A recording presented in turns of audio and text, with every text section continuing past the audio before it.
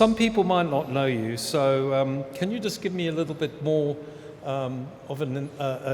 about yourself and let everybody know? Yeah, thank you first of all for the kind invitation. My name is Mohammed Al-Sarf. I'm the co-founder and managing director of Riyadh Sustainability Company. I think that's my mistake. I didn't send the updated title to the organizers, but I used to be the carbon department director at Riyadh Company. Now it's becoming a holding company, and the carbon department branched out to be its own company. Now it's called Riyadh Sustainability Company. In addition to that, we established about a year and a half ago the Sustainability Professionals of Saudi Arabia, SPSA. It's an association NGO under the National Center for NGOs in Saudi. Currently, there's over 20,000 followers and subscribers. And quite recently, we launched the membership portal. We have, in less than 2 weeks, over 2,000 members. So, including me. Including you, exactly. We are honored. Please, everybody, you are more than happy to join. So over the past, I would say, 20 years, I've started in the sustainability industry back in 2005, actually. So marked 2 decades swimming in this vast ocean. 5-6 years ago, that's when people started to actually pick up on sustainability, start talking about it, and so on and so forth. So it became evident back then that I need to do something to help people, to guide them through this new, venture, and it's quite evident because it's part of the Saudi Vision 2030 KPIs. So it's not just a job; it's actually something of a patriotism to do. Well, I mean, besides being one of the 100 sustainability voices in the Middle East, I think that it might be a good idea to just kind of equate what we're doing here, this show, to sustainability, and how the pillars of sustainability touch on printing, packaging, manufacturing, plastics and petrochemicals. Yeah. Look, the topic we're talking about today about manufacturing and all of its life cycle is a big contributor to climate change. And in fact, if you look at the statistics, I've been reviewing a few numbers before coming here. Almost 70% of what is dumped in the ocean is untreated waste of industrial revolution. So imagine that, people drinking from that water that's contaminated with untreated manufacturing discharge. So whether it be oil and gas, whether it be plastics. And we see all of these images, plastics, covering all of the rivers, suffocating marine animals and whatnot. So it's a big topic that it's actually the elephant in the room that nobody addresses. We just keep producing, consuming. And then when we talk about sustainability, it's just a small add-on to the life cycle process. It's not really embedded and weaved into the whole process. So if anything, I think we're way behind in really applying sustainability into the manufacturing industry, but we're not late. We are getting there, and I think Saudi Arabia is really advancing in that sustainability strategies and advancing those KPIs in the industry here. When we look at the processes of extracting raw material. We have now certified sustainable raw material from SABIC, for example, whether it be in the construction industry, oil and gas now, Aramco and SABIC are actually producing in a more sustainable way. But we're still a long ways ahead. So what are the challenges locally then? I mean, we've got leaders like SABIC, Aramco, but they must have challenges as well, just as, just small factories might have challenges. Well, you need to look at the whole supply chain, okay, from extraction to, dumping the waste later on. As I said, integrating sustainability usually comes in a phase of that supply chain, of that life cycle. But one of the biggest challenges is really identifying the whole lifespan of the life cycle assessment and identifying who are the players who are actually contributing to this. We're talking about, the different scopes of carbon emission. So scope 3 is one of the most difficult ones to actually, consider and identify the key players. That's one. The other is the knowledge and awareness. So either it be the awareness of regulations, maybe there's incentives, and so on and so forth. So awareness is a big topic and big obstacle really advancing this, not just for the big players. If we talk about the big players, how about the small ones? They're not aware of, what are the implications of such things. The other thing is the actual capacity, the manpower and the knowledge of the people working in that industry. They're just used to the normal business as usual case study. Maybe a few players in the top C-level are aware of sustainability, but when it comes to the bottom chain, it's lost. Do you think it's a time poor factor about building this awareness? Do you think it's a resource factor? What's behind that challenge? It's actually a combination. When you talk about awareness, of course, we have several entities here that can provide awareness and education and workshops to help elevate and the capacity building, like the Saudi Council of Engineers, the Saudi Contractors Authority. When you come to the construction, the Ministry of Energy has several programs and even scholarships, funded scholarships, to basically focus on sustainable. When you look at the renewable energy, for example. That's one big factor, but there's solutions to it, but we need collaboration. The efforts are not going to be achieved if we do it in silos. It needs to be in collaboration. The other factor is when we talk about the supply chain. I've been briefly visiting the exhibition. I'm afraid there's a little bit of greenwashing to some extent, that people are just plastering, green colors and whatnot, and putting environmental or sustainability in their advertisements. But when you ask them in detail, okay, how's the life cycle of your product going? Transportation of the manufactured products,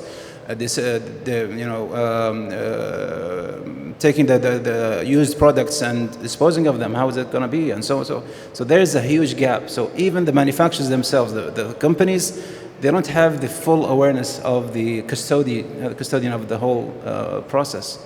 So it's a mix of, unfortunate events, let's say.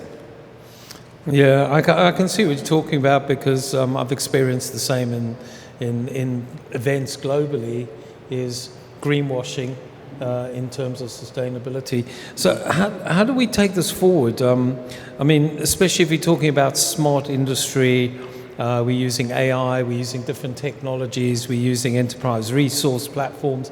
How do we embed sustainability into that? Because I know that the 5.0 talks about that, but we're at the 4.0 stage right now. We're thinking about 5.0. Yeah. And I think, if I remember correctly, the same room we talked about 5.0 a few months back in one of the events. But let's focus on 4.0. It's actually using smart technologies, IoT, machine learning, to help us advance in our manufacturing processes. That's something that we are still lacking the full capacity that we can adapt and employ using 4.0. Companies normally, they just use it because it's there.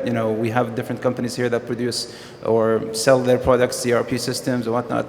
I'm actually facing one of the challenges in my own company with several of this C-level managements. When we talk about ERP, they know they have to apply it, but they still can't comprehend it. They still can't understand the whole features of it, the whole benefits of it. They think it's just to automate, HR applications or leave requests or whatever. But considering the whole package, learning from the AI and having AI really help us reduce our energy consumption, our, overall CO2 emissions coming from the manufacturing, that's still not in the equation. And so that comes back to the first point, is the awareness and education. So even for the decision makers, they say, okay, my company is using AI, so I'm part of the industry 4.0. But the full package really, if you ask them about it, if you want to know more, if you want to ask them about, how can you generate sustainability reports from your system, from your ERP system? Say, what? What's ESG? What's sustainability reporting? So they don't go to the full extent. That's the problem. So we're not even talking about 5.0. We're still dealing with 4.0. So, sustainability, like you said, you see statements and stickers and stuff, but is there a challenge in terms of monitoring change? I guess that's one of the biggest challenges that is an obstacle of not really following through with sustainability. So companies, let me give you an example. Real estate developers, we go to them, we say, we want to get your projects to be sustainable and green and get it certified. That's fine, that's great. But what happens afterwards? It's certified now. Afterwards, it's going to be a waste. It's going to be a dump because there's no follow-through, maintenance through the whole life cycle of the product, which is the building. The same thing goes with manufacturing. Okay, so if there's no, the same quote that goes, you can't manage what you don't measure.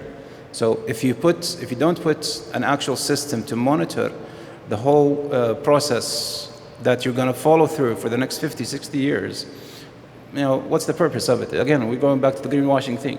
We're just putting a plaster, we're just putting a certificate on the wall that we tick the box, but I don't care what happens afterwards. Yeah, no.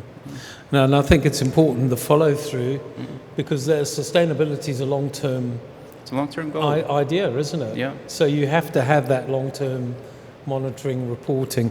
But plastics is a huge industry in Saudi Arabia, polymers. And obviously there's exceptional challenges here.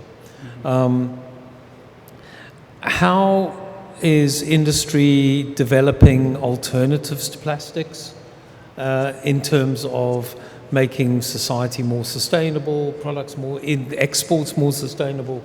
Have you worked on any of those kinds of projects? Look, interesting enough to know that we talk about plastic as the big no-no. It's a big bad thing that we want to eliminate from our daily usage. But when you look at what's the alternative, sometimes it's causing more harm than if you're using a normal plastic bottle in terms of its overall CO2 emissions. We talk about the life cycle, not just the product itself. So if you're bringing, for example, cardboards or carton bottles or whatever, the whole emissions from sourcing that cardboard material, the paper, to manufacture that cardboard material, to the product manufacturing facility, and then to the end consumer, it's more CO2 than if you're producing it in your local manufacturing plastic manufacturing facility. So it's again, we go back to the greenwashing thing. I'm using glass, I'm using paper, or paperless or whatever. We use in our company, the sustainability strategies for a company to operate in a sustainable way. For example, less printing. Even though I'm gonna produce a report to actually debunk the fact that printing is harmful rather than digital, because I believe printing is more sustainable than digital, and I'm gonna prove that in the near future. So again, the problem is we're fixated on this image that plastic is harmful and whatnot, but you need to go deep and dig down into the actual facts of it. Maybe the plastic bottles are manufactured with renewable energy, rather than the glass bottles are not manufactured with renewable energies, they're with fossil fuels. So which one is better? Which one is more sustainable? So it's the impact of really assessing the whole life cycle. I can't give you a definite answer saying plastic is more sustainable. Nowadays, especially, maybe 5, 6 years ago, I would have that answer. But nowadays, with all of what's happening, we have more challenges, we have more solutions. You need to actually break down the whole problem and identify it. Fantastic. We're going to end there, but I just want Mr. Mohammed to tell you more about the Sustainability Association that you've established, because there may be people sitting here that want to join. I think it's a very worthwhile. You've already got over 20,000 members in that association. Just give us your elevator pitch on that, please. It's time to be part of the movement, and we talk about sustainability a lot. Now there's a vessel that you can actually use to deploy and use the networking capabilities of that association. The association is basically for this purpose, is to connect people together, find information, join in the movements of making Saudi a more sustainable place to live. So if you want, it's free to join. Just look at SPSA on LinkedIn, Twitter. It's there everywhere. So people have the nickname for it now. They call it SEPSA, but I still like to call it SPSA. SPSA on LinkedIn and Twitter. Come and join us, yeah? Okay. Thank you. A big hand for Marcel Cerf. Thank you very much. Thank you. Thank you very much.